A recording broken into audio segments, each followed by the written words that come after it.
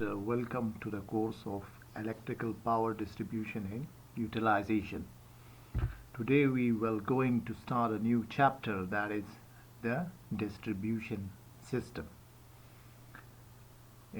Our topic includes distribution system, classification of distribution system, then overhead versus underground system in terms of distribution system. So what is distribution system? Is the name suggest that part of the power system which distribute electrical power for local use or among the consumer is known as distribution system. It is the system or electrical system between the substation fed by the transmission system and the consumer meters. It consists of feeder, distributors and servicemen.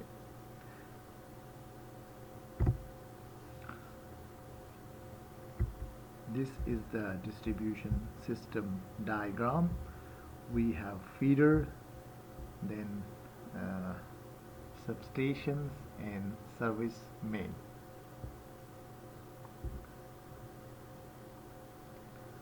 So first we will see what is a feeder. A feeder is a conductor which connects the substation, that is mostly a step down in terms of substation or localized generating station to the area where power is to be distributed. Generally no taping are taken from the feeder so that the current in it remain the same throughout, and the main concentration in design of feeder is the current carrying capacity. Is shown in this figure. These are the three feeder from a substation.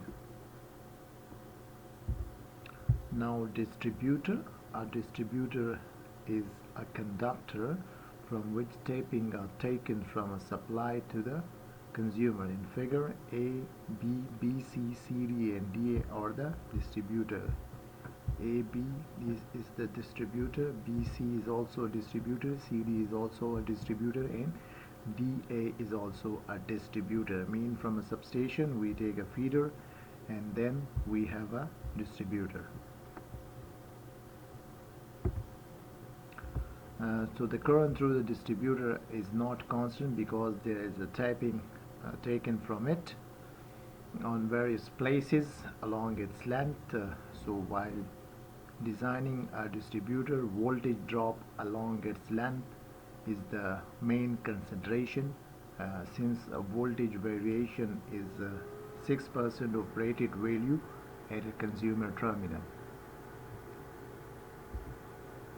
So designing a feeder we consider current, and while designing a distributor we consider voltage as an important element. Service main. A service main is generally a small cable which connects the distributor to the consumer terminal. These are the service main. Now classification of a distribution system. First we have a nature of current. So according to the nature of current, distribution system is classified DC distribution system and AC distribution system, and we know that AC system is mostly used and universally adopted for the distribution purpose of electrical power. It is simpler and more economical than the direct or DC method. Then classification of our distribution system according to the types of construction. So according to the type of construction, distribution system may be classified as overhead system and underground system. The overhead system is generally a distribution system which is cheaper while comparing it with underground system. It is 5 to 10 times cheaper than the equivalent underground system. The underground system is usually adopted and used in a place where there is a congested populated area, or where the overhead construction is impractical or not safe.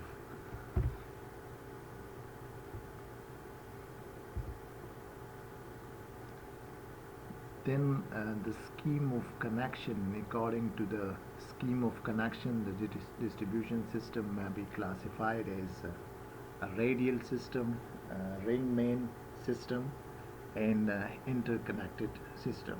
We will study these in the upcoming lectures.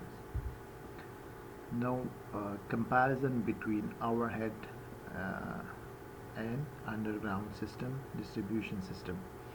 So public safety, the underground system is more safe, it is underground, and overhead is not safer when compare it with the underground system.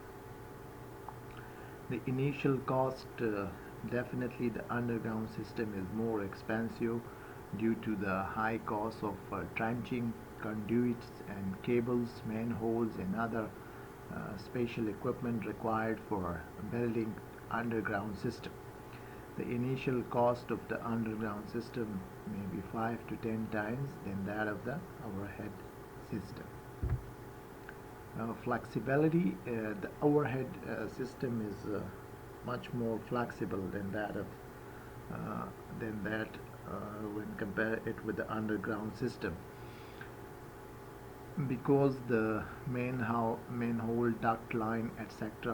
are permanently placed once installed, and the load expansion can only be met by laying new lines. However, when considered in overhead system case, poles, wire, transformer, etc. can be easily shifted to meet the change in the load condition.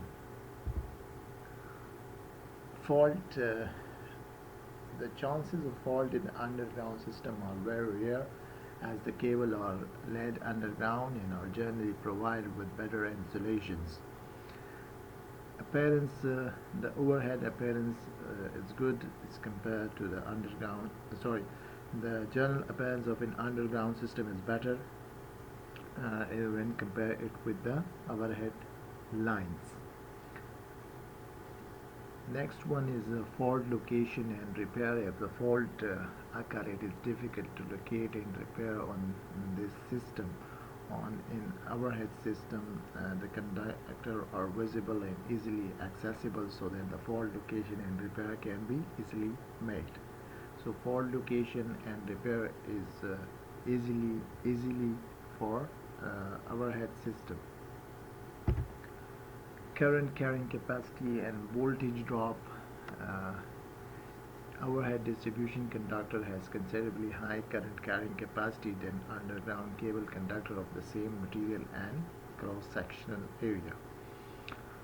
The useful life of overhead system may have a useful life of 25 years, whereas underground system may have a useful life of more than 50 years. And interference with communication circuit. So overhead system cause electromagnetic interference with the telephone lines and other communication or wireless signals. So these are the points that compare the overhead versus underground system. In some area the overhead system is good, whereas some other places the underground system is good, but underground system is expensive, and we use this system in area where it is not practical to use overhead distribution system.